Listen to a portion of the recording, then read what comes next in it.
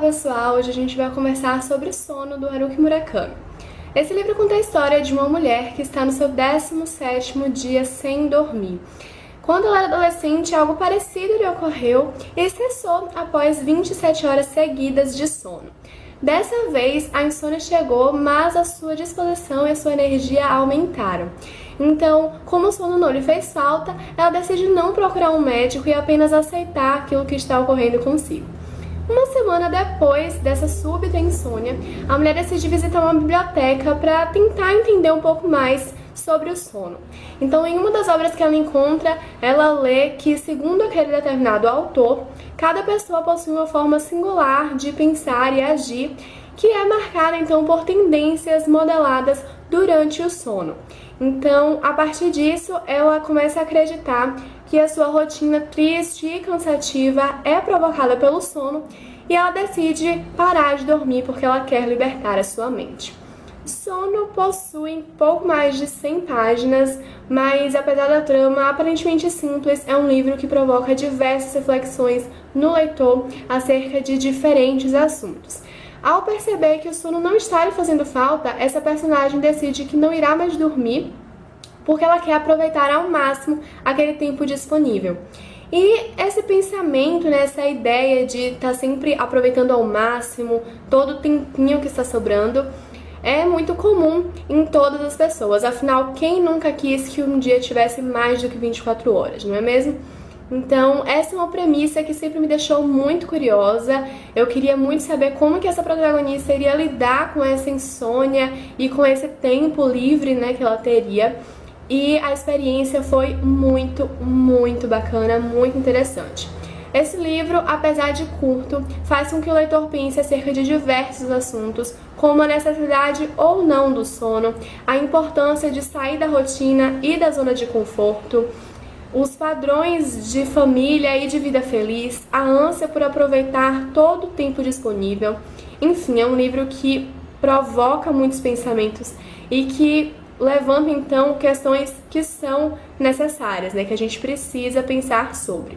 No início, o protagonista vai nos apresentando a sua vida, o seu marido, o seu filho, o que ela costuma fazer no dia a dia, e a gente percebe que ela segue aquelas ações, que ela pratica tudo aquilo todos os dias da mesma maneira. Então, ela nunca muda.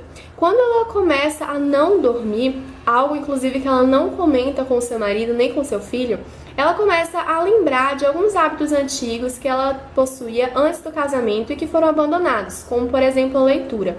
Então ela decide retomar esses hábitos durante o período da noite no qual ela normalmente estaria dormindo. Acontece que ao retomar essas atitudes, ela começa a criar uma nova sequência de ações e novamente ela cai na rotina. E isso é algo que a incomoda, por mais que inicialmente ela não perceba tanto assim. É algo que ela começa a notar mesmo depois que ela para de dormir. Então a gente vai percebendo como é importante não cair na rotina e como a gente precisa sempre estar tentando sair da nossa zona de conforto. Bom, eu confesso pra vocês que durante muito tempo, várias vezes eu pensei nessa questão de o dia ter mais de 24 horas. Afinal, qual é o leitor que nunca quis uma vida inteira para ler tudo aquilo que está na sua lista de leitura, não é?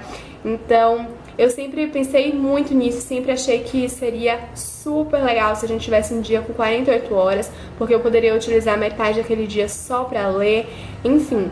Mas depois de ler esse livro, depois de pensar muito durante e depois da leitura, eu percebi que na verdade não seria nada bom. Na verdade a situação seria bastante chata, porque em algum momento a gente pararia de ter interesse naquelas coisas. Então a gente vai percebendo com o comportamento dessa personagem que ela vai lendo todos os dias, naquele tempo em que ela estaria dormindo.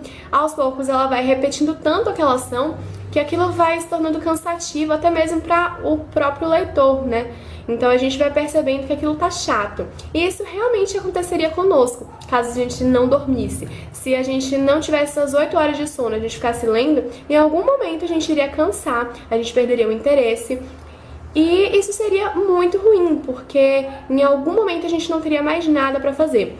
Então eu não vejo o sono como um vilão, A protagonista acredita que o sono é o culpado pela sua rotina, porque, segundo aquele determinado autor que ela encontrou na biblioteca, o sono é responsável por modelar algumas tendências que seriam responsáveis pelas nossas atitudes.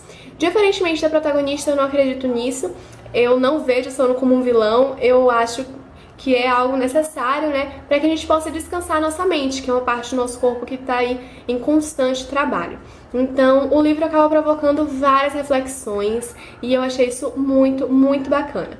O desfecho dessa história pode desagradar muitos leitores porque ele é totalmente aberto. Isso, inclusive, me incomodou no momento em que ele aconteceu. Quando eu li aquela última página, eu não acreditei que ele fosse o final. Eu fiquei bastante revoltada naquele momento. Mas depois eu percebi que foi uma opção muito inteligente do autor, foi uma escolha muito inteligente, porque esse final permite, então, muitas possibilidades para o que aconteceu com aquela personagem. E todas elas permitem diversas interpretações dos leitores e todas essas interpretações fazem com que a gente reflita muito e, inclusive, eu continuo pensando sobre esse final, sobre o que pode ter acontecido com essa personagem. Então, é um daqueles livros que te marca porque ele te faz pensar muito sobre uma temática e eu adoro livros assim. Então, eu gostei muito da leitura. O livro, como eu disse, tem pouco mais de 100 páginas, então a leitura é super rápida, mas é um daqueles livros que te deixa pensando aí durante muito, muito tempo. Esse foi meu primeiro contato com o Haruki Murakami e eu gostei demais, então com certeza eu pretendo ler outras coisas desse autor. Se você já leu Sono, me conta nos comentários o que é que você achou da leitura. Se você já leu algum outro trabalho do Murakami, me conta também. Não deixe de clicar em gostei, se inscrever para receber os próximos vídeos e acompanhar o Férias Perdidas nas redes sociais. Um beijo e até a próxima!